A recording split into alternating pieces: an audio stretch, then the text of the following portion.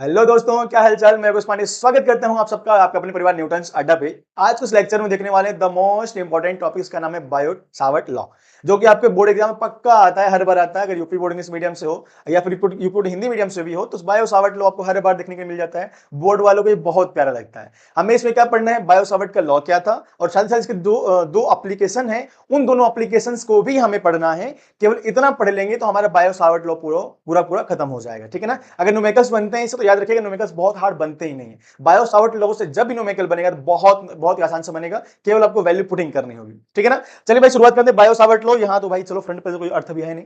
Biot Savart law को मैंने statement लिखा हुआ है। पहली बात, बायो सावर्ट में दो लोग थे, एक बायोट थे, एक सावर्ट थे। दोनों लोगों ने एक लॉ दिया था। और क्या कहा था इन्होंने कहा था कि अगर आपके पास कोई कंडक्टिंग वायर है, ठीक है ना, उस कंडक्टिंग वायर के किसी भी एक छोटे से पार्ट को उठा लो, क्योंकि कंडक्टिंग वायर कितने लेंथ का है, कितना क्या उतना हमें पता है नहीं।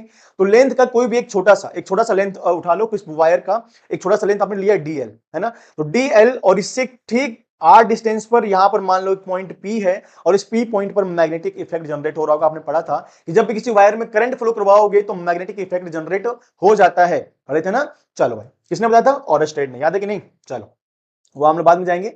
तो अकॉर्डिंग टू दिस लॉ क्या क्या, बस आपको पॉइंट याद रखना है कि जो मैग्नेटिक फील्ड यहां पर जनरेट होगा, कहां पे, वायर से आर डिस्टेंस पर किसी पॉइंट पी पर, तो वो कितना होगा, या वो उस पे जो मैग्नेटिक जो फील्ड बन रहा है वो किस किस चीज पर डिपेंड करता है। तो बस इतना याद रखिएगा, एक डिपेंड करता है आई पर, कि तार में कितनी करंट फ्लो हो रही है। भाई तार में अगर ज्यादा करंट फ्लो हो रही है, कम करंट फ्लो हो रहा है, तो वहां पर जो मैग्नेटिक फील्ड बनेगा, मैग्नेटिक इफेक्ट जो जनरेट होगा, वो भी कम या ज्यादा दिखाई देगा। इसका मतलब इलेक्ट्रिक करंट पर ये डिपेंड करता है। साथ ही साथ याद रखिएगा, जो आपने लेंथ लिया हुआ है वायर का ना, उस वायर के लेंथ पर भी डिपेंड करता है क्या, मैग्नेटिक इफेक्ट या मैग्नेटिक फील्ड। याद रखिएगा पहला point, DB is directly proportional to the I, मतलब क्या कि करंट जो बह रहा है उसकी डायरेक्टली प्रोपोर्शनल होगा। सेकंड थिंग, जो आपने लेंथ लिया हुआ है ना, डिफरेंशियल लेंथ, उस डिफरेंशियल लेंथ के भी क्या होगा, ये डायरेक्टली प्रोपोर्शनल होगा। थर्ड थिंग क्या है कि सर आपने जो लेंथ लिया हुआ है और जो पॉइंट पी है, दोनों के बीच एक एंगल बन रहा होगा, बन रहा है ना, उस एंगल को मान लो थीटा। तो इसी थीटा के जो साइन एंगल होगा, आपने ट्रिग्नोमेट्री में पढ़ा होगा, साइन कॉस टेन, है ना। तो इसी एंगल के साइन के डायरेक्टली प्रोपोर्शनल होगा। एंड लास्ट एंड फाइनल क्या, कि जो आपने डिस्टेंस लिया हुआ है, इस डिस्टेंस के स्क्वायर के इनवर्सली प्रोपोर्शनल, क्या होगा भाई, इनवर्सली प्रोपोर्शनल, उल्टा होगा, ठीक है ना। किस किस के बारे में बता दिया आपने, एक आई के बारे में बता दिया, डी एल के बारे में बता दिया, जो एंगल बन रहा था उसके बारे में बता दिया, और उसके डिस्टेंस के बारे में बता दिया। इन चार बातों पर डिपेंड करेगा जो मैग्नेटिक इफेक्ट जनरेट हो रहा है, कहां पर, किसी भी वायर से आर डिस्टेंस के किसी एक पॉइंट पर, ठीक है ना।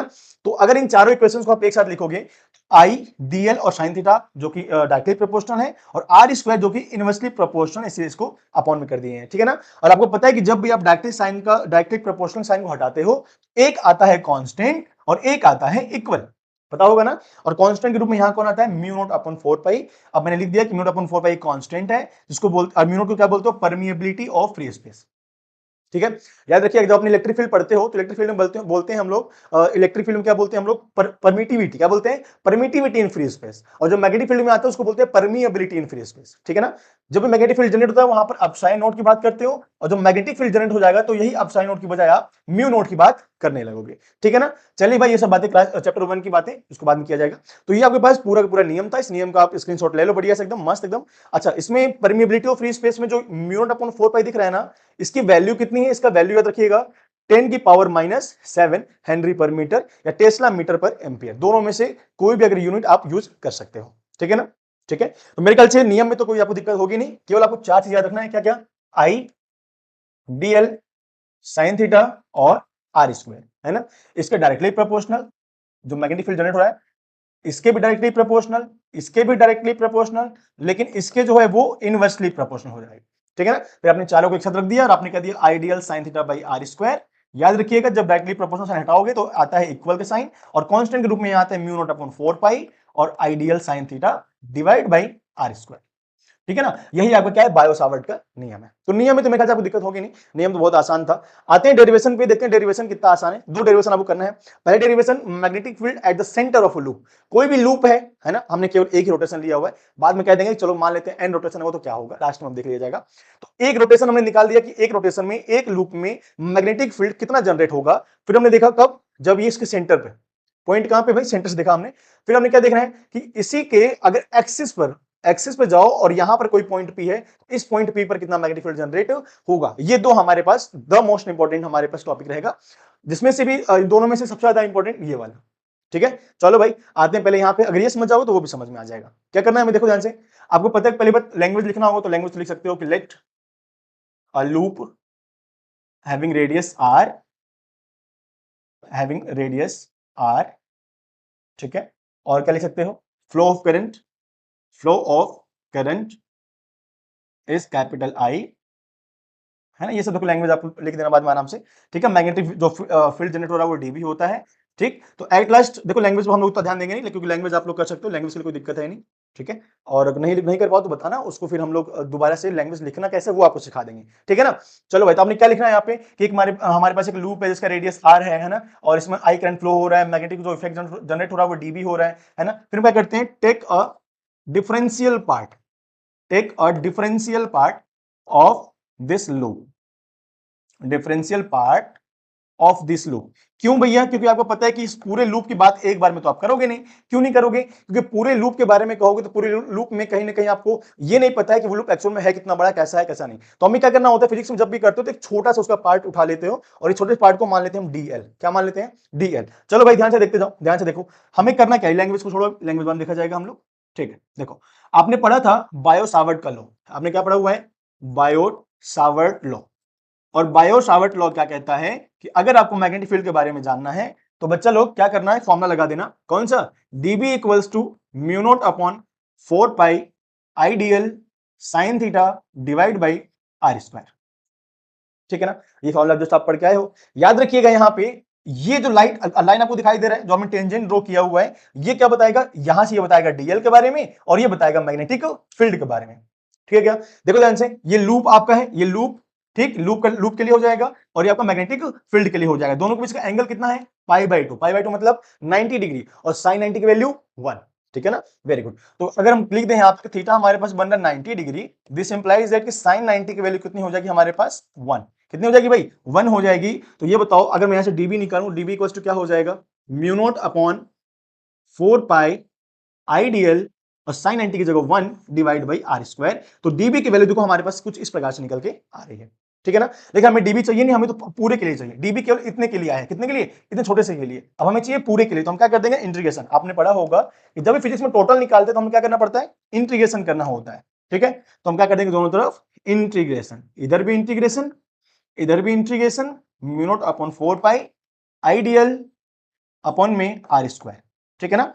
अच्छा, जो जो कांस्टेंट बाहर निकाल लो, यहां ध्यान से देखो, ध्यान से देखो, डीबी पहली बार डी और ये कट हो जाएगा, सिंपल बी बचेगा, ठीक है ना, क्योंकि डिफरेंशिएशन इंटीग्रेशन दोनों के उल्टे होते हैं। यहां से म्यू नॉट अपॉन 4 पाई, आपको पता है ये कांस्टेंट है, तो कांस्टेंट का डिफरेंस सॉरी इंटीग्रेशन नहीं करोगे आप। आई जो करंट फ्लो हो रहा है वो भी कांस्टेंट है, और जो रेडियस है वो भी आपका कांस्टेंट है। केवल क्या चेंज हो रहा है, डीएल, क्या चेंज हो रहा है, डीएल। क्योंकि डीएल आपने देखो छोटा सा लिया हुआ है ना, किसी का मन करके ना मैं इतना बड़ा डीएल मानूंगा तो उतना बड़ा ले सकता है ना। तो केवल डीएल यहां पे चेंज हो रहा है। तो बी इक्वल्स टू क्या हो जाएगा, म्यू नॉट अपॉन 4 पाई, यहां हो जाएगा आई बाई आर स्क्वायर। अगर मैं पूछूं कि बताओ डीएल का इंटीग्रेशन कितना होगा, तो इंटीग्रेशन मतलब होता है टोटल। क्या होता है भाई, टोटल। डीएल क्या है, एक छोटा सा पार्ट है इसका, है ना, छोटा सा पार्ट है। अगर डीएल का इंटीग्रेशन करोगे मतलब इस पूरे के पूरे लेंथ की बात कर रहे हो, इस पूरे की लेंथ की बात आप कर रहे हो। और सर्कल का लेंथ क्या होता है, सर्कल का लेंथ सरकमफेरेंस, क्या होता है, सरकमफेरेंस। और इसका फॉर्मूला होता है 2 पाई और रेडियस आर, होता है क्या, 2 पाई आर। Very good. जब इतना पता है तब तो सब पता है आपको। देखो यहां से b इक्वल्स टू क्या हो जाएगा, म्यू नॉट अपॉन 4 पाई, आई की जगह आई, आर स्क्वायर की जगह आर स्क्वायर, यहां इंटू 2 पाई आर। कुछ कट रहा है क्या सर, पाई से पाई तो पूरा पूरा कट गया, आर से एक तो आर कट गया, और 2 2 यहाँ 4 हो जाता है। तो यहां पर हमारे पास क्या बचेगा, b equals to mu naught, ऊपर बचा है केवल आई, और डिवाइड बाई यहां बचा था 2, 2 और एक बचा हुआ है हमारे पास आर। ये जो हमारे पास रिलेशन आ रहा है ना, ये रिलेशन क्या आ रहा है, मैग्नेटिक फील्ड का रिलेशन आ रहा है। किसके लिए, जब हम लोग किसी लूप के सेंटर पर मैग्नेटिक फील्ड को फाइंड आउट करेंगे, ठीक है ना, ठीक है क्या, कोई दिक्कत नहीं है ना। छोटा सा डेरिवेशन है, बहुत बड़ा डेरिवेशन ये नहीं है। अच्छा, अगर मान लो कोई कहे सर आपने केवल एक लूप लिया है, अगर मान लो एक से ज्यादा लूप हो जाए तो, एक से ज्यादा रोटेशन हो जाए तो कोई दिक्कत नहीं है, ये एक के लिए है। मान लो कि एन रोटेशन हो रहा है, कितने, एन रोटेशन हो रहे हैं, तो मुझे बताओ भैया, अगर एक आम 5 रुपए का, तो 2 आम कितने करते हो सर, मल्टीप्लाई कर देते हो ना, करते हो ना। तो अगर एक लूप में इतना है, एन लूप में कितना हो जाएगा, तो बी इक्वल्स टू क्या हो जाएगा, यहां से म्यू 0 एन से मल्टीप्लाई कर दो तो mu 0 N I divide by 2 R. ये आ गया आपके सामने मैग्नेटिक फील्ड। कोई दिक्कत नहीं है ना, कोई दिक्कत नहीं है। जल्दी से स्क्रीनशॉट लो ताकि हम सेकंड वाला करें, आगे चले हम लोग। ठीक, चलो उम्मीद करते हैं हो गया होगा स्क्रीनशॉट। इस पे आओ, मेन द मोस्ट इंपॉर्टेंट चीज इस पे आओ। इस पे क्या समझना होगा आपको, आपको समझना होगा कंपोनेंट, ये कंपोनेंट में तोड़ते कैसे हैं। ठीक है, अब कंपोनेंट तोड़ने के बाद क्या क्या होता है, जैसे देखो पहले डायग्राम समझते हैं हम लोग, पहले अलग से बना दे रहा हूं मैं। ये मेरे पास एक कोई लूप था, ठीक है ना, ठीक है, मैं शेप बना दे रहा हूं बढ़िया से एकदम। देखो ये मान लीजिए मैं हम लोग के पास क्या था, एक लूप था। ठीक है, इस लूप पर जरा ध्यान से देखोगे तो हम कह देंगे कि भाई तुम कुछ इस प्रकार 3D में थे, ये 3D में बना हुआ है। ओके, अब मान लेते हैं इसका रेडियस हमारे पास कैपिटल आर है। क्या है इसका रेडियस, कैपिटल आर है। ठीक है ना, मतलब सेंटर से लेकर वहां तक डिस्टेंस आपका कैपिटल आर है, और हमें चाहिए इसके एक्सिस पर, है ना, इसके एक्सिस पर हमें चाहिए कि कोई पॉइंट पी रखा हुआ है, इस पॉइंट पी पर कितना मैग्नेटिक फील्ड आने वाला है। तो आपको पता है कि इसका जो लूप होगा वो यहां से भी और यहां से भी हम लोग दो पार्ट उठाते हैं इसको, ताकि दोनों डायरेक्शन से हम देख सकें कि इसका एक्सिस पर क्या इफेक्ट पड़ने वाला है। ठीक है ना, तो ध्यान से देखोगे तो यहां से भी कुछ ना कुछ इफेक्ट पड़ेगा और यहां से भी कुछ ना कुछ इफेक्ट पड़ेगा। समझ में आ रहा है क्या, मतलब यहां से भी कुछ ना कुछ इफेक्ट पड़ेगा और यहां से भी इफेक्ट पड़ रहा होगा। मान लो ये डिस्टेंस अगर हमारे पास x है और ये मान लो कि r डिस्टेंस यहां से, r डिस्टेंस यहां से। ठीक है ना, तो जैसे ही आप यहां करो तो यहां कुछ कंपोनेंट में डिवाइड करना होगा। क्यों कंपोनेंट में डिवाइड करना होगा, क्योंकि भाई देखो ये भी कुछ ना कुछ मैग्नेटिक फील्ड लगा रहा है, यह भी मैग्नेटिक फील्ड लगा रहा है, सेम डिस्टेंस पे है। अगर करंट भी सेम फ्लो हो रहा है और सेम डिस्टेंस पे है तो यहां पर मैग्नेटिक जो फील्ड लगेगा वो लगभग क्रॉस होकर जीरो हो जाता है। तो हमें यहां कंपोनेंट में तोड़ना होता है। तो कंपोनेंट में कैसे तोड़ोगे, ध्यान से देखो, ये आपका लूप है, लूप से परपेंडिकुलर ये निकल रहा है। ठीक है ना, और परपेंडिकुलर पे कौन होता है, कौन होता है परपेंडिकुलर पे, याद रखिएगा अगर कुछ इस प्रकार से कहीं बना हुआ है ना, और ये है आर रिजल्टेंट, है ना, तो उसको बोलते हैं आर कॉस थीटा, और जो परपेंडिकुलर होता है उसको हमेशा बोलते हैं आर साइन थीटा। यही आपके दो कंपोनेंट होते हैं। तो भैया जो परपेंडिकुलर निकल रहा है उसको बोल देंगे क्या, अ, मान लो आर है तो आर यहां हो जाएगा साइन थीटा, और दूसरे वाले के लिए आर1 है तो मान लीजिए आर1 साइन थीटा।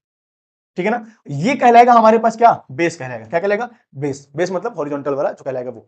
इसको क्या लिखोगे आप, R cos theta, R cos theta, और इसको भी आर1 कॉस थीटा।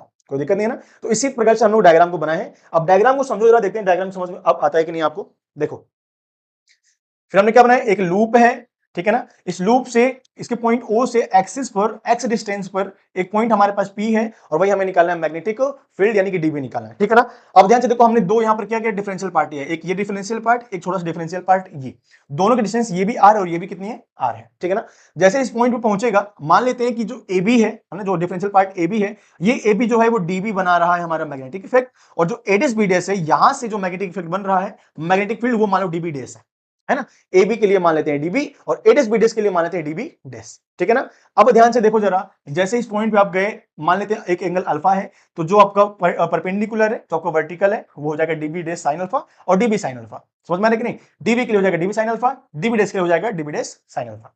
ठीक है ना, ये काम करेगा हॉरिजॉन्टल का, तो डीबी डेस कॉस अल्फा, यहाँ डीबी डेस डीबी कॉस अल्फा। ठीक है, अब एक बात आप जानते हो कि जितना मैग्नेटिक फील्ड ये अप्लाई कर रहा है उतना मैग्नेटिक फील्ड ये भी अप्लाई कर रहा होगा। क्यों, क्योंकि दोनों एक ही लूप के हैं, साथ ही साथ दोनों में करंट भी इक्वल इक्वल फ्लो हो रहा है, और क्या, सेम डिस्टेंस पर रखे गए हैं। ठीक है ना, यानी कि अगर देखोगे ध्यान से तो जो डीबी बनेगा वही डीबी डेस बनेगा। कोई दिक्कत, कोई दिक्कत नहीं है।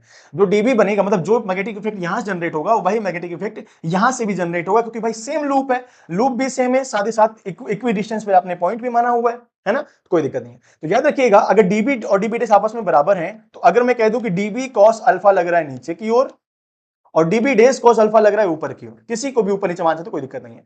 जब एक नीचे एक ऊपर है, आपको पता है कि दोनों के दोनों आपस में बराबर हैं, तो मुझे बताओ अगर मैं इस पेन को जितने फोर्स से नीचे खींचूं उतने फोर्स से इसको ऊपर खींचूं तो इस पर कोई इफेक्ट नहीं पड़ेगा, ये वहीं का वहीं बैठा रहेगा। होता है कि नहीं होता ऐसा, ठीक है, ओके, इसको बैलेंस बोलते हैं, बैलेंसिंग फोर्स। ठीक है ना, चलो उसके बारे में बाद में जानेंगे हम लोग। देखो जल्दी से तो भैया, अब ध्यान से देखो हमें करना क्या होगा, हमें यहां बताना होगा क्या, कि मान लेते हैं हमारे पास एक लूप है, इस लूप के सेंटर ओ से एक्स डिस्टेंस पर एक पॉइंट पी है, इस पॉइंट पी पर हमें निकालना है मैग्नेटिक फील्ड। कोई दिक्कत नहीं है ना, इसके लिए हम क्या करते हैं, दो हम लेते हैं डिफरेंशियल पार्ट ए बी और एडेस बी डेस। ठीक है ना, ए बी से मान लेते हैं मैग्नेटिक फील्ड हमारे पास जनरेट हो रहा है डीबी, और एडेस बी डेस से मान लेते हैं हमारे पास मैग्नेटिक फील्ड हो रहा है डीबी डेस। ठीक है, जब कंपोनेंट में डिवाइड करोगे तो इसका हो जाएगा vertical part dB sine alpha, horizontal part dB cos alpha. इसके लिए डीबी डेस के लिए क्या हो जाएगा, ये हो जाएगा वर्टिकल पार्ट डीबी डेस कॉस साइन अल्फा, और इसका हॉरिजॉन्टल पार्ट हो जाएगा डीबी डेस कॉस अल्फा। ठीक है ना, यहां तो कोई दिक्कत आपको नहीं होनी चाहिए। अब फिर क्या बताओगे आप कि सर जो डीबी कॉस अल्फा है और डीबी डैश कॉस अल्फा है, डायरेक्शन में अपोजिट है, एक ऊपर जा रहा है एक नीचे जा रहा है, लेकिन मैग्नीट्यूड में दोनों बराबर है, जो इतना फोर्स ये उतना फोर्स ये। तो जब भी कोई चीज एक जगह रखा हुआ हो और उसके ऊपर अगर ऐसा फोर्स काम करे जितना फोर्स ऊपर उतना फोर्स नीचे, तो टोटल फोर्स यहां पे हो जाता है आपका जीरो। ठीक है ना, और जैसे यहां पर फोर्स जीरो हो जाएगा तो एक बात समझे रहना आप, क्या कि ये पूरा का पूरा दूसरे को कैंसिल आउट कर देगा, और जो हमें मिलेगा मैग्नेटिक इफेक्ट वो किसकी वजह से मिलेगा, केवल वर्टिकल की वजह से। केवल वर्टिकल की वजह से, मतलब कि जो आपको मैग्नेटिक फील्ड मिलने वाला है वो किसकी वजह से मिलेगा, केवल वर्टिकल यानी कि डीबी साइन अल्फा से मिलने वाला है। बोलो यहां तक तो कोई दिक्कत आपको नहीं होगी। ठीक है ना, कुछ ज्यादा डिटेल में हो गया क्या? चलो चलो कोई दिक्कत नहीं है। यानी कि यहां पर सिंपल से एक बात याद रखिएगा कि जब भी आप लूप से निकालोगे तो लूप में हॉरिजॉन्टल पार्ट एक दूसरे को कट कर देते हैं, केवल वर्टिकल पार्ट वहां पर काम आ रहा होता है। ठीक है ना, तो बी इक्वल टू क्या हो जाएगा, केवल vertical part dB sine alpha. इसको मान लेते हैं इक्वेशन नंबर 1। अच्छा, अगर यहां से डीबी निकाला जाए तो डीबी सर आपने पढ़ा हुआ है जस्ट अभी अभी कि सर डीबी इक्वल टू होता है mu naught upon 4 pi I dl sine theta divide by R square. पढ़े हो ना, बिल्कुल पढ़े हैं। थीटा की वैल्यू कितनी होगी, ये कितना एंगल बना रहा है 90 डिग्री, क्या तो थीटा की वैल्यू 90 डिग्री। अगर थीटा 90 हो जाएगा तो साइन 90 की वैल्यू कितनी हो जाएगी, आप कह दो 1। यानी कि डीबी की वैल्यू कितनी हो गया हमारे पास, डीबी इक्वल टू हो गया म्यू नॉट अपॉन में 4 पाई, ये हो गया I dl divide by R square. Sine theta की जगह या साइन 90 या 1 कह दो, तो 1 से मल्टीप्लाई करो मत करो एक ही बात है। तो डीबी की वैल्यू हमारे पास ये आएगी। आगे क्या, अगर इसको उठा के हम यहां पुट करते हैं डीबी की जगह, तो बी इक्वल टू हमारे पास क्या बनेगा, देखो जरा हमारे पास बी इक्वल टू क्या बनेगा, बी इक्वल टू देखो b equals to integration of db की जगह क्या रखेंगे हम लोग, mu naught upon 4 pi I dl divide by R square, और यहाँ पे साइन अल्फा की जगह साइन अल्फा। बोलो यहाँ तक किसी कोई दिक्कत नहीं होगी, है ना। अच्छा, अगर हम साइन अल्फा को भगाना चाहें, साइन अल्फा को गायब करना चाहें, तो कैसे गायब कर सकते हैं हम लोग, तो देखो ध्यान से, ये ट्राइंगल हो गया जहां ये अल्फा तो सामने वाला अल्फा, ये भी अल्फा है ना, ये अल्फा है तो ये भी अल्फा। और साइन अल्फा अगर निकालना हो तो आपने पढ़ा होगा पंडित बद्री प्रसाद, याद है क्या, पंडित बद्री प्रसाद हर हर बोले, जिसको आप क्या कहते हो, लाल बटे कक्का, याद है क्या, याद है ना।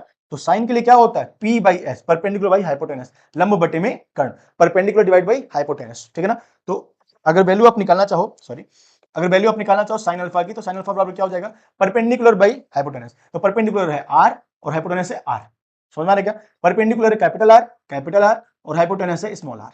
ठीक है ना, कहां से निकाला आपने, आपने निकाला ट्राइंगल ओ, इसको कोई भी नाम दे दो, ए मान लो पी, तो ओ ए पी से आपने निकाला। ठीक है ना, तो साइन अल्फा की value R by R, sine alpha की वैल्यू आर बाई आर, कैसे निकला आर बाई आर, तो भाई पी बाई एच होता है, perpendicular by hypotenuse, perpendicular by hypotenuse. ठीक है ना, वैल्यू पुटिंग कर दो यहाँ पे, तो क्या हो जाएगा, बी इक्वल्स टू क्या हो जाएगा, देखो जरा, B equals to integration of mu naught upon 4 pi, यहां हो गया I dl divide by R square, और साइन अल्फा की जगह capital R divide by R.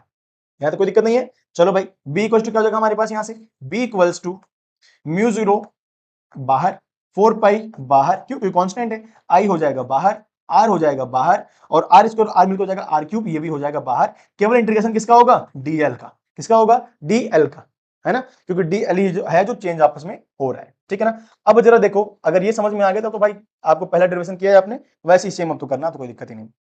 कैसे, देखो जरा, डीएल है मतलब एक छोटा सा पार्ट, किसका, ये वाला पार्ट, है ना, और जब डीएल से पूरा निकालो तो ये पूरा पर क्या है, इसका सरकमफेरेंस यानी कि 2 पाई आर। तो B equals to mu naught upon 4 pi, यहां हो गया I R divide by R cube, और डीएल के क्या हो जाएगा 2 पाई आर, क्या हो जाएगा इसका 2 पाई आर, आर कैपिटल रहेगा क्योंकि रेडियस हमने कैपिटल आर माना होगा। ठीक है ना, कुछ कट रहा है क्या, 2 से कट रहा है 4, पाई से कट जाएगा।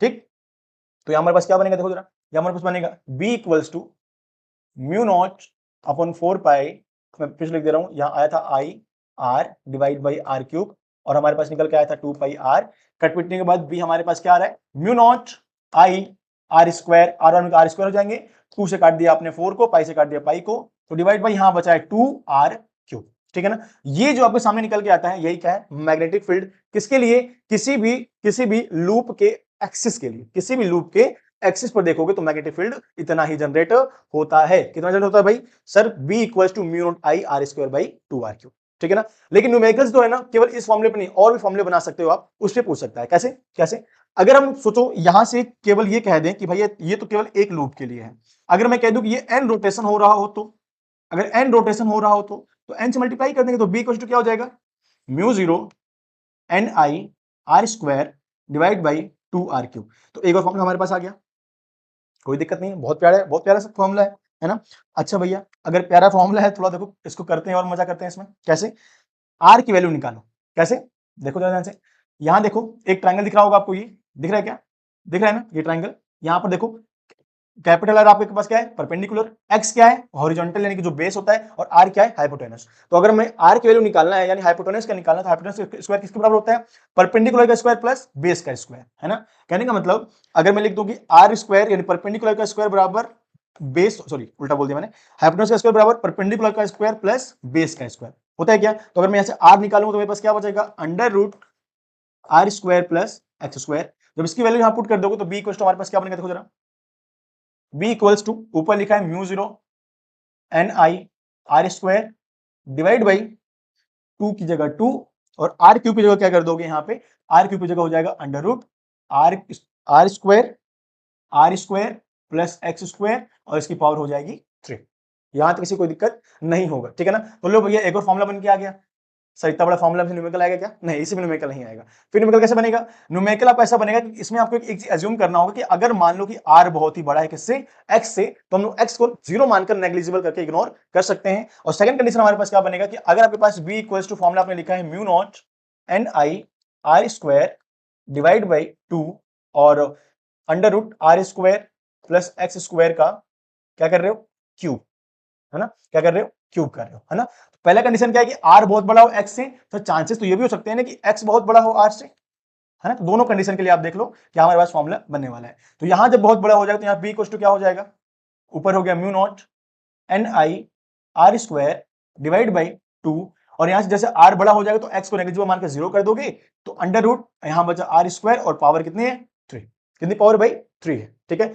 आर स्क्वायर है, रूट हटाओगे कट जाएगा यहाँ पर, तो बी इक्वल टू क्या बचेगा हमारे पास, simple mu naught N I R square divide by two, under root से पी स्क्वायर कट जाएगा, सिंपल बचेगा आर, और पावर लगा है 3, तो पावर लग गया है 3, आर स्क्वायर से ही कट जाएगा, एक ही बचेगा केवल, तो बी इक्वल टू बनेगा हमारे पास mu naught N I divide by two R. ये हमारे पास फॉर्मूला जहां से हमें क्या मिल सकता है, न्यूमेरिकल देखने के लिए मिल सकता है, ठीक है क्या, ठीक है क्या।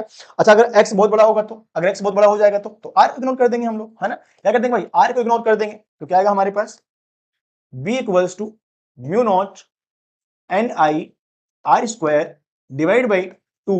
अब की बार हम r को इग्नोर करेंगे, जीरो कर देंगे, तो सिंपल क्या बचेगा, under root of X square की पावर 3, ठीक है ना। फिर भाई स्क्वायर कट जाएगा रूट इसका, तो b इक्वल टू हमारे पास क्या बनेगा, mu naught N I R square divide by two, root से स्क्वायर कट गया, सिंपल बचा x, यहां बचा है पावर 3, कुछ कट रह गया, नहीं कट रहा है, छोड़ दो, यहां क्या लिख दो, इसको ऐसा ब्रैकेट बना दो, ये आपके पास बन गया एक और फॉर्मूला, ठीक है ना। ऐसे मतलब बहुत सारे फॉर्मुले ऐसे बन सकते हैं जिससे आपको न्यूमेरिकल आप कर सकते हैं, ठीक है ना। मेन मेन ये सारे फॉर्मुले थे, इसके अलावा आपको बहुत सारे फॉर्मुले बनते हैं लेकिन उस पर न्यूमेरिकल आता नहीं, ठीक है क्या, ठीक है क्या।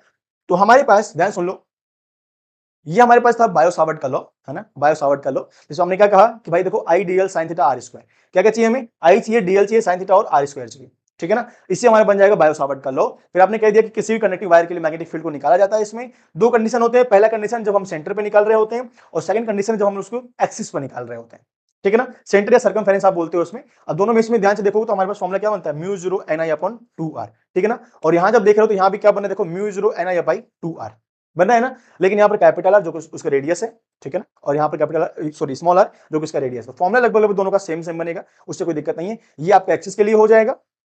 कुछ इंपॉर्टेंट फॉर्मुले आपके सामने दिख गए होंगे जिसपे न्यूमेरिकल पूछा जा सकता है, ठीक है।